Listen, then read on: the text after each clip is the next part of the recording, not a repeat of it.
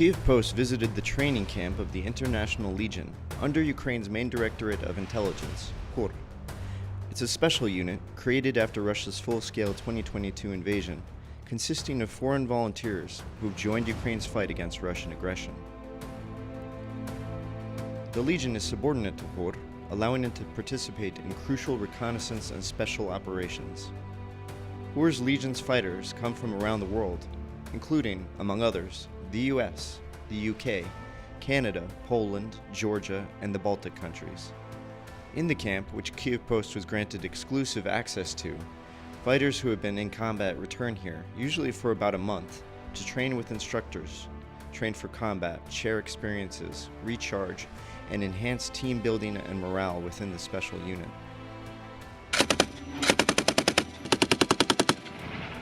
Practicing shooting with machine guns and grenade launchers in the camp is an essential part of soldier training.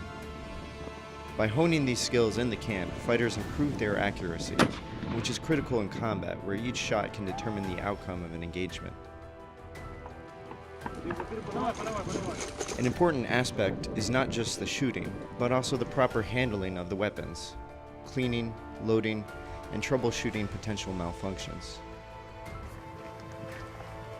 Camps often simulate real combat situations, ensuring that fighters are prepared for unpredictable circumstances on the battlefield. Combat teams of the International Legion of GUR are practicing the evacuation of a wounded soldier from the battlefield. You're gonna leave, man. A fighter applies a medical tourniquet above the wound and securely fastens it.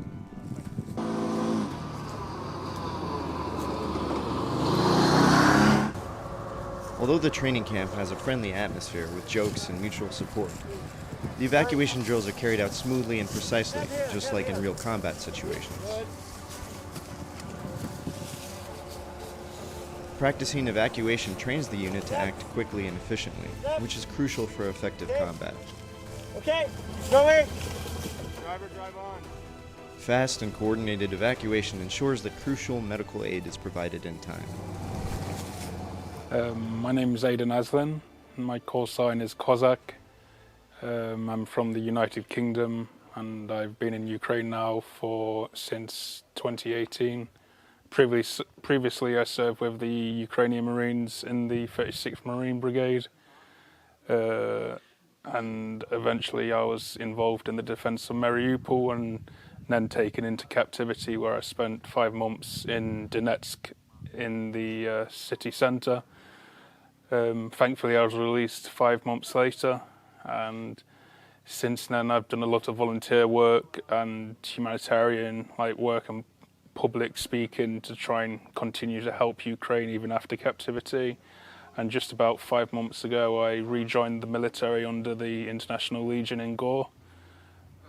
So now I'm working as a driver and also helping with public relations and helping fundraise for vital kit that the guys need. I had been following the conflict here since 2014. I came to the conclusion that Russia is the aggressor in this situation, and you only need to look in past history with Russia, such as Chechnya, Moldova, and all the other countries that it has been involved with. So for me it's a very strong cause to come to Ukraine and support the Ukrainians, because back then in 2018 a lot of people didn't even know there was a war going on in Europe. I would say after 6 years living in Ukraine, even though I'm not Ukrainian by blood, I'd probably say I'm Ukrainian by heart, because now Ukraine's my home, and especially after everything that I've experienced and seen, I want to learn Ukrainian, and I feel the need to learn Ukrainian just out of spite of the Russians, because when I was in captivity, the Russians would force you to speak Russian. Everything that people read online with the UN reports is probably what they would expect to be treated like. Initially, when I got captured, I was taken from Mariupol to Sartanar, and then from there I was split up from the rest of the guys who I surrendered with, then taken to Donetsk, where I was immediately stabbed and then beaten for 3 or 4 hours. And throughout the next 5 months, a lot of like mental torment, such as like saying we're going to like take you to be executed. I think one of the biggest like psychological like tolls on my health at the time was being forced to do like propaganda that I didn't want to do. So they would bring like the Russian like FSB like propagandists, and I eventually, after 4 months of doing that non-stop, it took its like toll like really negatively on me, especially after we were sentenced to death in the Donetsk People's Republic's like proxy courtroom. And I think it was probably the first week of September when I had found a razor in my cell, and I was contemplating at night just to slit my wrists because I was tired of doing the propaganda, and I didn't want to like continue living this life that was just basically me lying on camera against things that I believe and like love. Just before we surrendered, we'd been in Mariupol for like a month, like roughly a month and a half nearly. And I would say Mariupol in itself was also like a bad experience just because of the relentless like artillery, the airstrikes and everything else that happened there. Like by the end, just before we surrendered, like we had no ammunition, like we had no food. The worst experience in my life was probably that moment where I'm surrendering to the Russians, because I know exactly what I'm walking into to a degree, and it's like a feeling that I don't want to ever see again, because I remember the fear and everything else that was with it was like nothing that I've been able to like replicate ever since. What the difference is between a Ukrainian and a Russian serviceman, because the Russian serviceman is sadistic, whereas the Ukrainian serviceman will like they actually care about the treatment of like POWs and people that do mistreat. They will be punished, whereas on the Russian side that is non-existent. So I think for me personally, I'd dream to see this like invasion finish one day and Russian forces be kicked out of Ukraine. The majority of my old unit, my battalion, the Marines, they're still in captivity.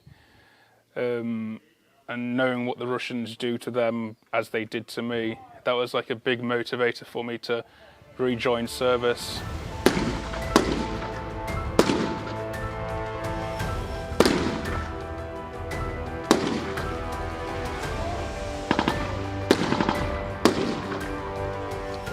Hello everyone, my name is Danny.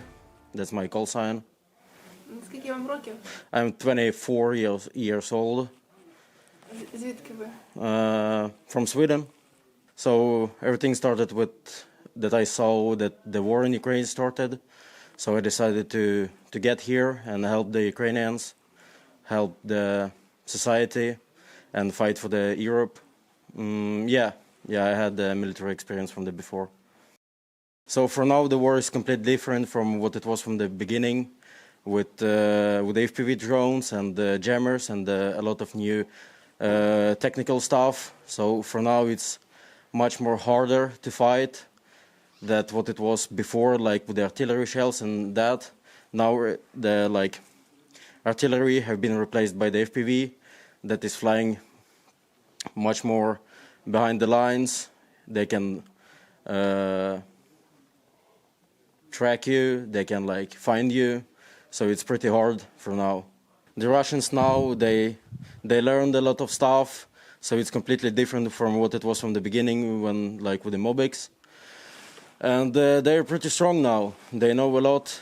I can understand like how the Europe thing, because like if something is going on for a long time, then people start to forget about it. So it's important to keep it in mind that war is still going in Ukraine, and remind it to the Europe. I saw the application form on the internet and joined up.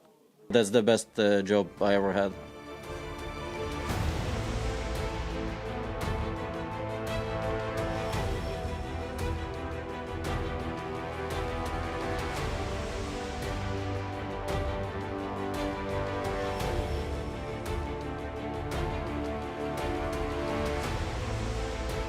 Мій позивний Горіх, мені 26.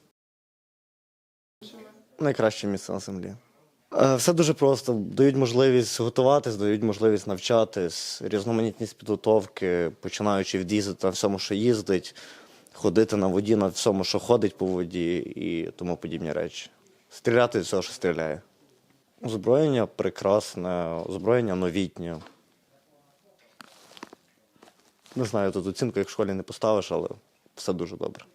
Можливо, одна з таких найбільш переломних ситуацій в житті – це був час ЮАР, тому що там ми як ніколи зустрілися з величезною кількістю FPV-дронів зі сторони противника.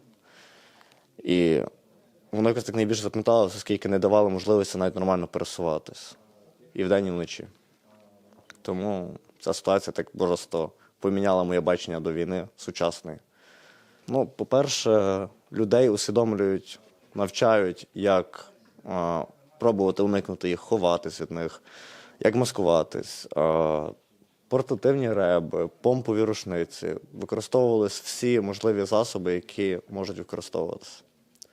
Скоріше за все, буду продовжувати службу за контрактом в армії. Якщо ти того звикаєш, в тебе починається якась така... Її легше назвати адреналіновою залежністю і не описувати всі відчуття, які ти просто хочеш постійно поновлювати і поновлювати. Кожен вибирає свій шлях. Є люди, які просто кайфують від своєї роботи, так само тут. Це кайф від роботи. Мій позивний Ліра.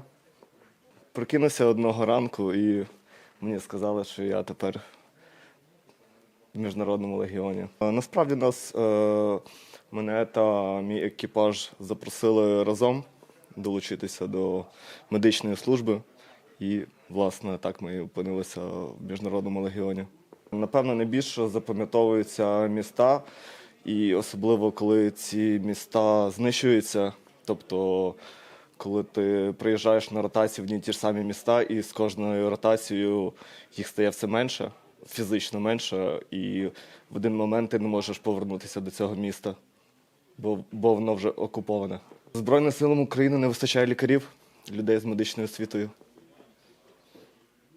Тому, якщо ви лікар або маєте медичну освіту, долучайтеся до Міжнародного легіону. Заповнити заявку на сайті. Рівень надання домедичної та медичної допомоги зріс, зростає і продовжує розвиватися, адаптуватися і ставати краще.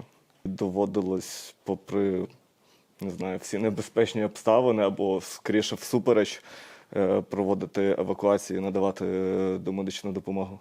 У нас є поранений орієнтовно в цій точці, і ти їдеш в повну невідомість, не знаючи, чи ти взагалі зможеш забрати цього пораненого під артилерійським вогнем, чи під можливістю бути заптуреним чи розбитим FPV.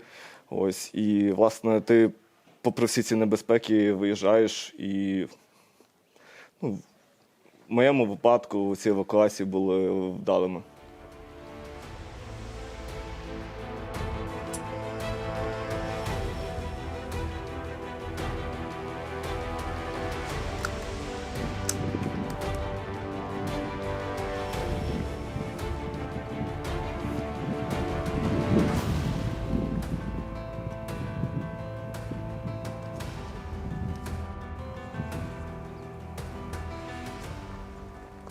Tell us your motivation and why are you here in Ukraine? I'm in Ukraine because I want to support the Ukrainian people in their fight for their freedom and their identity. I think it's especially important for other Europeans to support Ukrainians in this struggle because the fight that they're fighting is not only a fight for their country. I think the fighting in Ukraine is very intensive. There is no war after World War II in Europe that is comparable to it. We have many different new weapon systems. Did you have any war experience before Ukraine or not? No, I had no military experience and also no combat experience. Okay. What are your future plans? Do you want to return home or just live in Ukraine? It's quite hard to plan, obviously, because it's very hard to tell what the future brings. but I personally very much like Ukraine, and if there is an opportunity, I think there's a big chance I will stay. What do you remember the most about this war? I remember most the first weeks in March 2022 when I first arrived here, an experience that will shape my life in a significant way. And it was also a time where I first really saw Ukraine and found some fascination with it. I think imperialism of the Russian Federation is nothing new. We have seen it already in centuries before. Many European nations have suffered this and have experienced it already. But we should also not forget that there are many Russians who do not support the current regime, who also fight on our side, and who shows that you can be Russian and be on the right side.